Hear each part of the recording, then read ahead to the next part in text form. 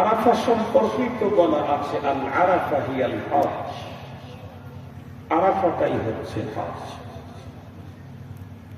এরপরে ওই দিনটা ছিল আবার জুমাবার, নাজিল করেছেন আরাফার মাঠে।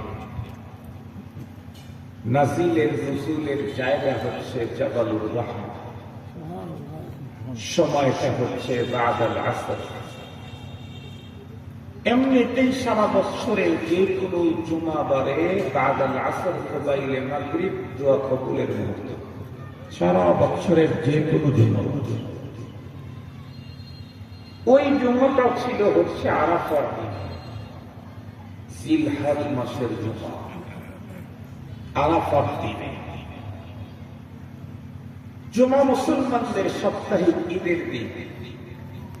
এরপরে আরাফা হিয়াল হজ, এটা আরো একটা ঈদ।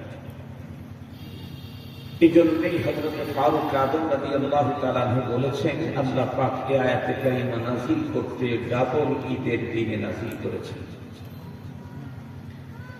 আমার যতটুকু ধারণা, কোরআনে পাকের অন্য কোনো আয়াত একটুকুনি সৌন্দর্য নিয়ে এই জাতীয় জায়গাতে নাযিল হয়েছে কিনা আমার জানা নাই। সফর হজের দিনটা ইয়াউমে আরাফা, এরপরে আবার জুমাবার, মাঠটা আরাফার মাঠে, জায়গাটা জাবালুর রহমত।